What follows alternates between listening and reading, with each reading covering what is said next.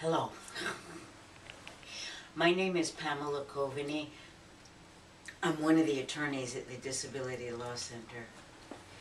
And we're doing this video that's going to go online to help people learn about transition services for students who are getting special education services. And we thought it would be a good idea to learn directly from a student. So first of all, thank you for being here. Can you tell us your name and how old you are to start off? Well, my name is Louise Applegate, and I'm 16 years old. And where do you go to school? I go to two schools. My primary school is the Learning Center for the Deaf. And this is the sign for the Learning Centers like this. And I also go to Framingham High School, FHS. So I go to those two schools. Okay, so at the Learning Center, who are the other students?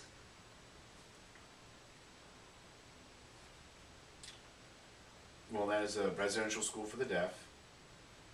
And the students there are all deaf or hard of hearing, and they use American Sign Language to communicate. So they all communicate in American Sign Language, and then the staff is comprised of those who use sign language as well, and they can be deaf or hearing. Tell us about Framingham High School. Who are the students there?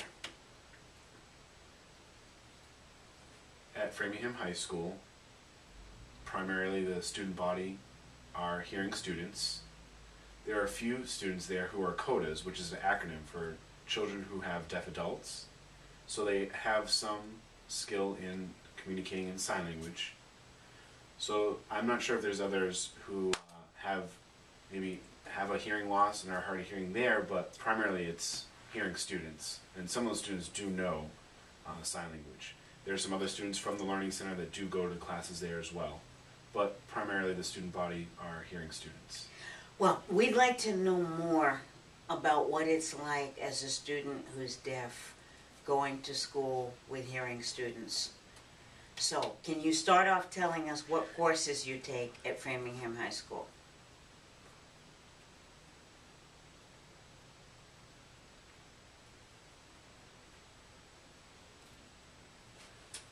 Currently at Framingham High School, I'm taking 4 classes.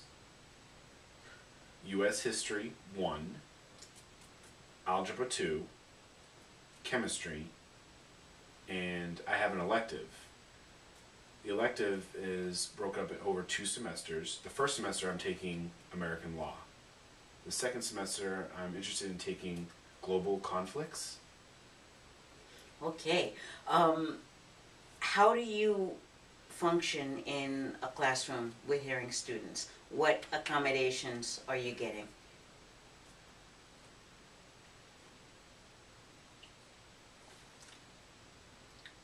Well, when I go to Framingham High School, as I mentioned, all the students are hearing, and the teachers are hearing as well. And it's very crucial for communication access for me to have an interpreter. So whether it's lecture or discussion, what my peers are saying, so for that I need to have an interpreter.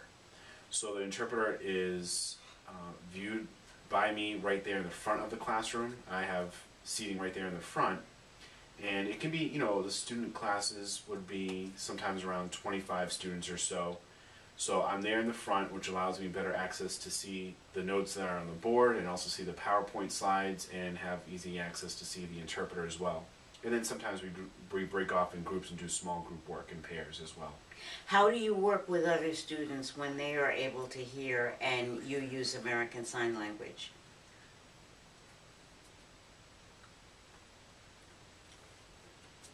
Well, I use an interpreter for communication, and sometimes if the interpreter might step out to use the bathroom or they might be conferring with the teacher, I'll sometimes use some gestures to communicate with the other students. Sometimes they'll point to a certain item that matches a certain vocabulary or terminology. So I'll use sometimes gestures, or sometimes I'll just write back and forth. But most commonly I'll use an interpreter to communicate with them. Okay. Can you tell us about any of the challenges that you've had as a student who's deaf going to Framingham High School? I guess the challenges would be like when the teacher is talking, sometimes they might be using a PowerPoint or writing notes on the board, and what happens is hearing counterparts, those students are able to simultaneously write notes while they're listening to the lecture, whereas I'm relying visually on the interpreter to use American Sign Language, so it's very difficult for me to look at the notes that are being written on the board or the PowerPoint slides and look at the interpreter and take notes. So sometimes there's a delay just because of the interpreting process. There's a delay, but in addition to have another medium there with the notes that are being written or the PowerPoint slide for me to keep up with that. So it sometimes can be a difficult thing. So it's something I have to try to keep up with. So sometimes I'll ask the teacher to provide notes or a copy of the notes or a copy of the PowerPoint slides for me so that I can look at those after. So sometimes there will be an occasion where there's a PowerPoint and they forget to make a copy of that for me as a student who is deaf, or sometimes if there's a substitute teacher, if I ask for the notes, they're not accustomed to working with me because that wasn't given to them in the lesson plan, or they haven't worked with a student who is deaf or hard of hearing. So it's important that sometimes that is conveyed to the substitute teacher. So sometimes that can be a challenge working with them.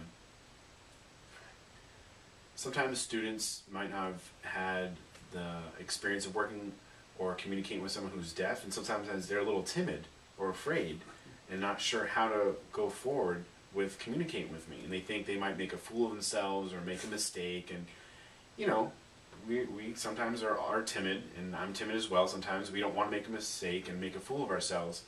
However, one time there was a student at my table, because we switch around our seating plan in the classroom, and that new student was working in our group, and we were doing introductions, and the student said, and asked the teacher, how do I tell her my name? Well, the teacher said, well, you can tell Louise your name, and you just speak your name and the interpreter will sign it. And the boy said, oh, but will she understand? And the teacher was kind of at a loss and said, well, like I said, you speak you state your name, and then the interpreter will sign it, and then Louise will understand it. And then so he stated his name, the interpreter signed it, and then he asked, did I understand that? And I said, yeah, I did understand you.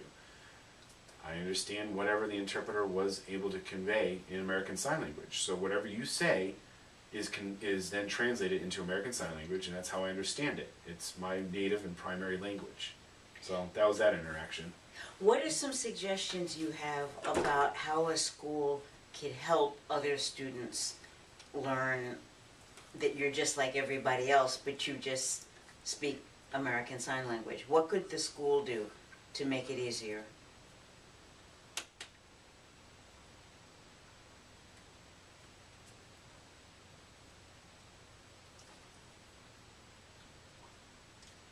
I guess the suggestion is that they give a brief presentation, kind of like a tutorial for that class where I'm in that student population, so they understand how to interact with me. So it's kind of just being prepared, proactive instead of being reactive, of how to communicate. So as an example, sometimes there are just etiquette and protocol when in our deaf community and culture. So maybe in a crowded classroom situation, and if I'm signing with the interpreter or signing with another student, I will be engaged in the conversation, and they see that I'm signing, and they will actually need to pass through because of the physical logistics of the room, and they stop because they see I'm signing and think that I have to stop signing for them to pass through. And actually, they don't realize in the deaf culture and community, when it comes to communication, they can just pass through. That's not considered rude at all. So they can just pass through, and I would continue on with my conversation. When they stop and stand there, they actually indicate that they might want to talk to me. So again, sometimes there's some awkwardness when they first might interact with myself or someone else who's deaf. So, but it's important for them to be comfortable, and I can be comfortable with them, and then I would have better camaraderie and a better relationship with them. Are there ways to make it easier for you to follow a classroom discussion?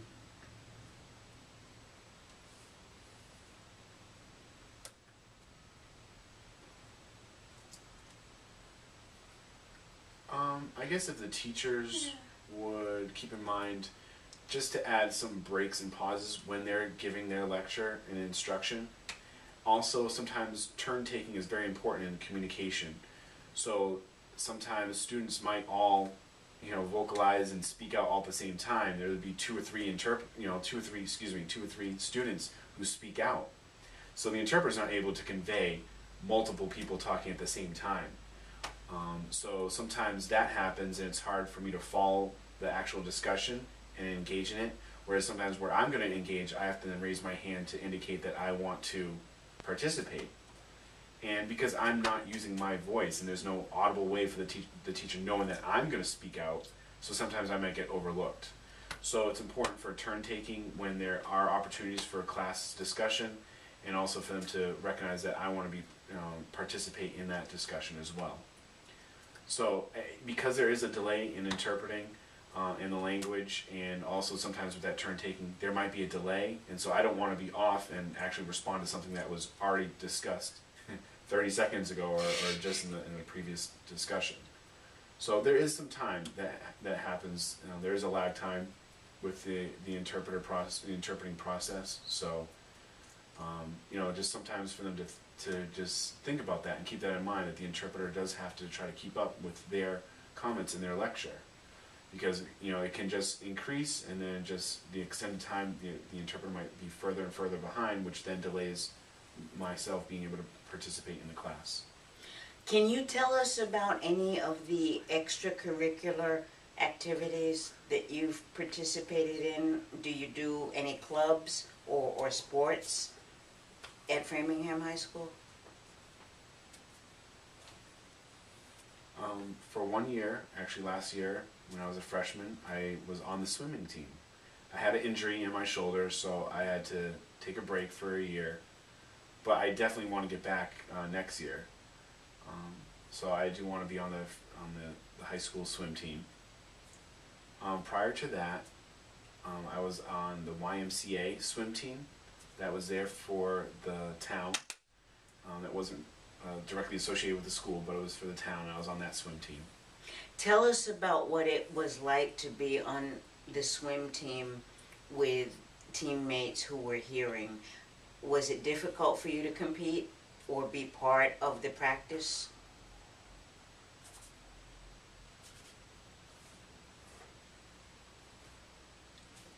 There were some parts that were easy and other parts were difficult. So during practice, the coach might see something that's wrong in my technique. So because I can't hear, I'm continuing to swim, and I can see the coach might be trying to indicate something to me to change. So it's kind of difficult to do that simultaneously while I'm swimming. So I might actually just look up and catch just a portion of what the coach was trying to tell me. So really what I have to do is, instead of trying to do it simultaneously, is I have to stop while I'm training to get the actual instruction as the coach is coaching me. So I might be behind by a lap or miss a lap. So sometimes there might be another race, and if I'm in the 100 meter or the 200 meter, what will happen is, because of that delay, they might be done at 200 meter, but I've only actually completed 100 meters. So I can't do that 200 meters. So there's that delay. So sometimes, I've lost that opportunity because of them doing the laps, because I have to stop and get that instruction. So sometimes at a meet, when we're in a competition, sometimes there is a light signaling device, but sometimes there is not. And it's an audible signal for us, and I won't be able to hear that. So what we do is I then rely on my teammates. And I also have an interpreter as well, but I have my teammates. So how do I know what's going on? So I try to build rapport with one or two of my teammates, and what they do is stand behind me, and then when I stand up on the board at the meet, they touch my left ankle, and that indicates to me to do setup. Then when the ref then sing to the swimmers, then they indicate go or start, then they do that tactile touch on my right ankle, which tells me that I can go. So if I try to have that rapport with one or two of my teammates, then I have that camaraderie and I have that trust that's there. Sometimes if they're not available, then I have to rely on another teammate who I don't have that same rapport with, so it's a little bit more difficult, which in swimming, as you can imagine, that small increment in time, that delay, makes a bigger impact. So, you know, it's something I try to get accustomed to while training and practicing with my teammates, but I get through it. Also, sometimes the coaches, how they interact with me, sometimes if the interpreter is not available, they will use a whiteboard and they'll indicate what training we're doing during practice. So they'll write it out on a whiteboard. Also, they'll use not just a whiteboard, but they'll use a blue board as well. And they'll indicate with the board what they're going to do for practice. So I remember what they're going to do by the blue boarding. They indicate what we're going to be practicing. Sometimes they also use gestures, or sometimes they'll indicate by different gestures to increase with my stride or using my feet or whatever the case may be. So there's different strategies that I use when the interpreter is not available. Is there anything that you think that they could do in addition to what you've already suggested? Do you have any suggestions for coaches about how they can help to include deaf students in team activities? You mentioned the interpreter, for example. What else would help?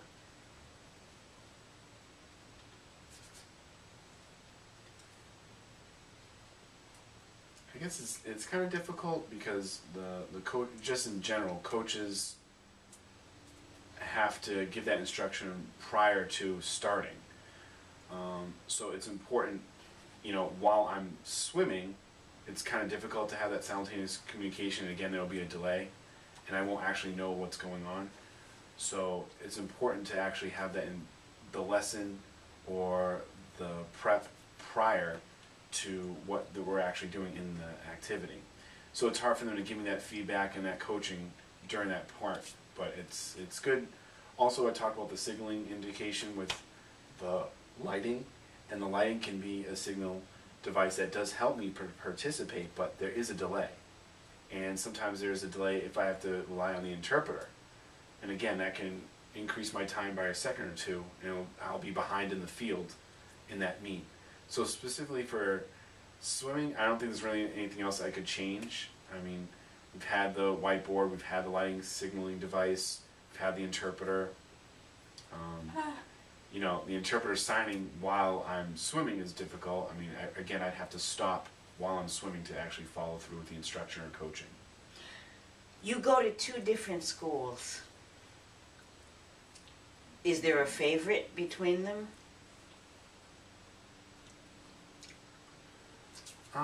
No, I think I like both schools equally. The Learning Center has given me the opportunity to have access, and they've supported me and get used to being in a hearing school. At Framingham School, at the high school, they've given me a lot of resources. There's a lot more of a course selection that'll help me in my future career.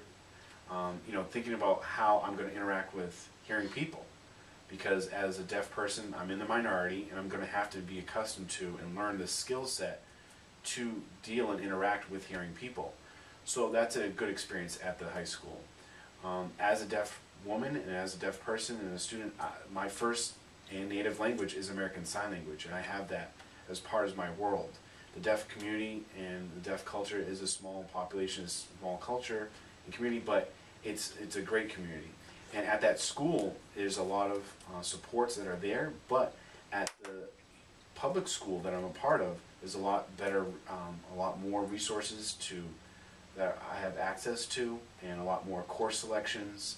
So I really can't say that I have a preference, because without the Learning Center, I wouldn't have some of the opportunities it's given me. And again, you know, American Sign Language is my first language, and having some of those classes and that information in American Sign Language predominantly has helped me advance and progress as a student. And the high school has given me a lot of resources as well. It's helped me succeed overall. So I like both schools. Can you talk a little bit about what your goals are after high school? What would you like to do?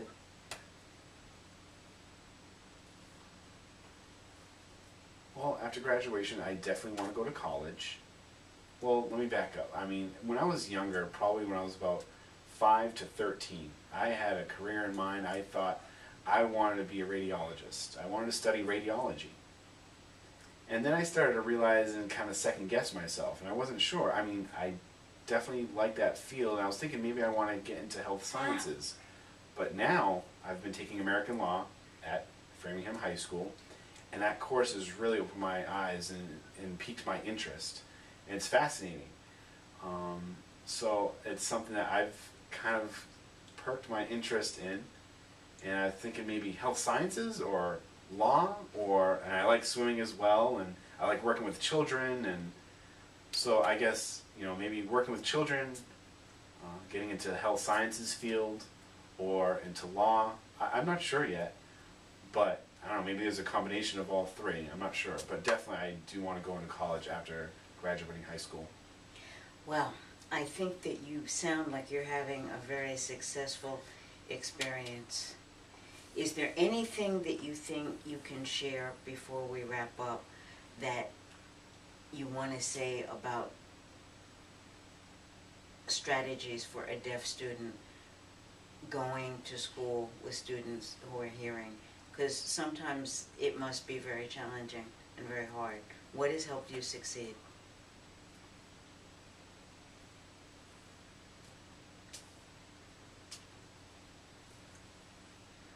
I guess I would share, you know, as a deaf student being around hearing students, you know, it's important to be proactive and to think that I'm like everyone else, and it's important to, you know, to speak up, and sometimes there might be something I don't understand, so I have to indicate that to my teacher, and sometimes I have to, because the teacher is engaged in working with other students, I can't just rely on just them. I have to rely on my peers, on other students in the classroom.